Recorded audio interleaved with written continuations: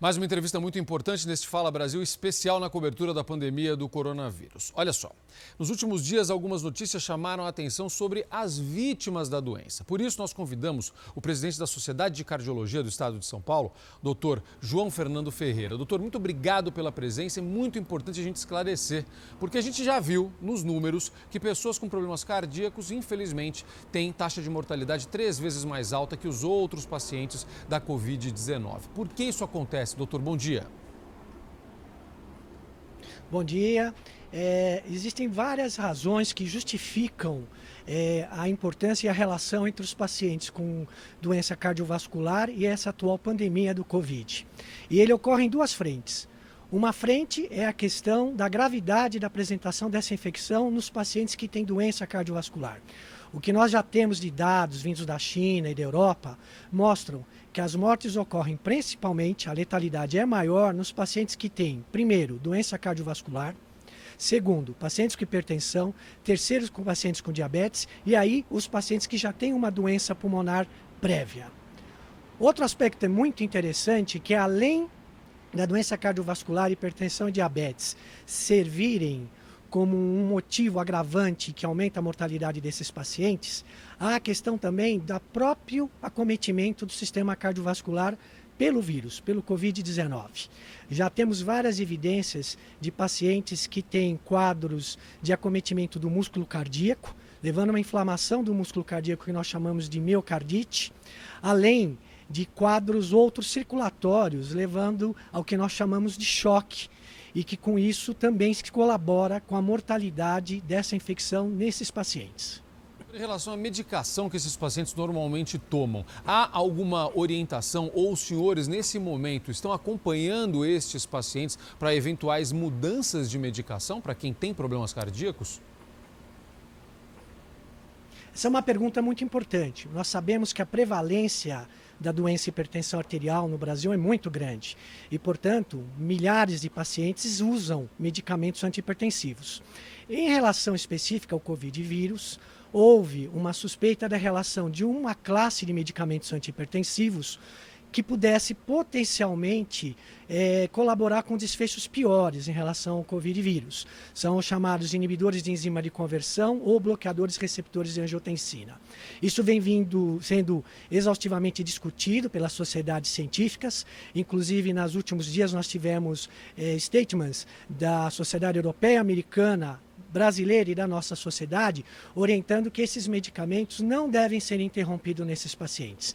Não há nenhuma evidência sólida que justifique neste momento a retirada da medicação antihipertensiva para esses pacientes. Consideramos que o risco de interrupção desses medicamentos possa ser até pior e mais arriscado para esses pacientes. Eu fiz justamente essa pergunta para o senhor porque eu estava esperando poder passar isso para as pessoas, porque eu já sei de gente que andou parando por conta própria, recebe bobagem pelo WhatsApp e andou parando a medicação. Então foi muito importante o senhor falar isso. Meu amigo, minha amiga, não pare a sua medicação, consulte o seu médico. Cuidado com essas coisas que se recebe por WhatsApp. Ó, o especialista falando, não é para parar, tá legal? Chegaram perguntas e dúvidas pelo nosso WhatsApp, também pelas redes sociais, o pessoal participando muito, doutor. Pergunta da Sônia, um idoso que pratica atividade física há muitos anos, mantém uma alimentação saudável, tem o mesmo risco de contrair o coronavírus ou de ter complicações por conta do coronavírus que o idoso sedentário, doutor?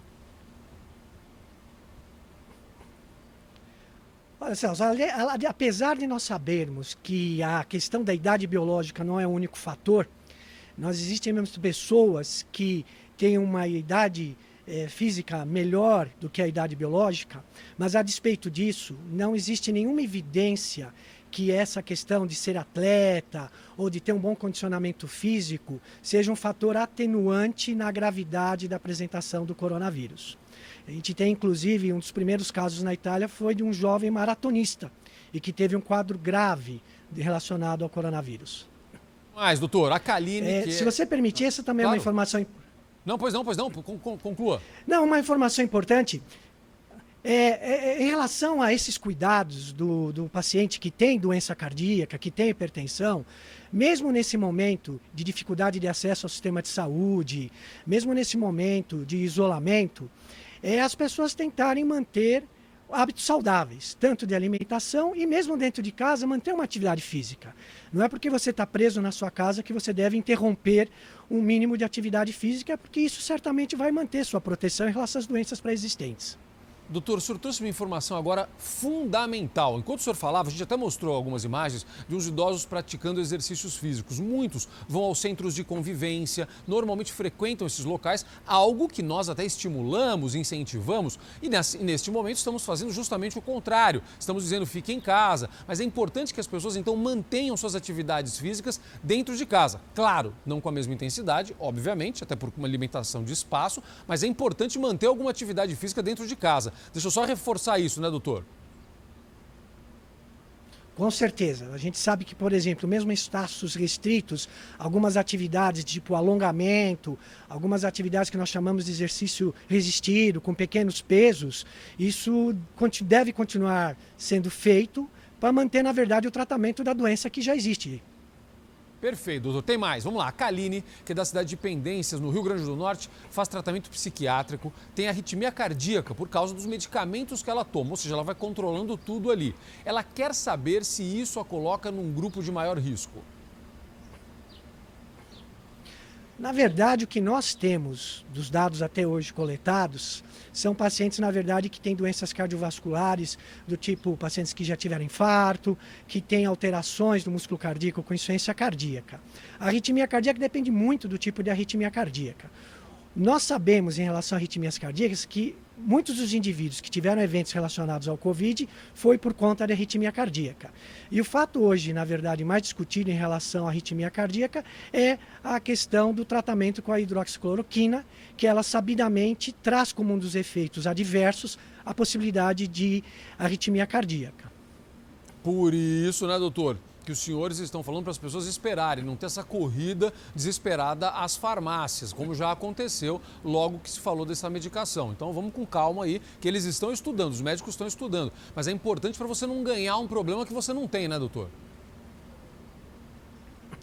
Deve-se levar em conta que o uso atual da hidroxicloroquina é, na verdade, no ambiente de pesquisa. Esse é um ambiente seguro, porque são pacientes que estão sendo rigidamente acompanhados e monitorados, tanto em relação à eficácia como à segurança da droga. Então, isso que nós vemos de pacientes que, inclusive, não têm sintoma, não têm o diagnóstico da doença, de forma alguma devem fazer uso de medicamento desse tipo sem ter uma orientação de um médico. Doutor, muito obrigado pela participação. Muito importante a sua presença aqui nessa edição especial do Fala Brasil. Um abraço, doutor. Obrigado pelos esclarecimentos. Obrigado e um bom dia. Bom dia. Olha só, você participa aqui do nosso programa enviando suas perguntas, como os nossos telespectadores acabaram de fazer. Você usa as redes sociais com a hashtag Fala Brasil ou então no nosso WhatsApp, número na tela é o 11 9977 97777. Tatiana.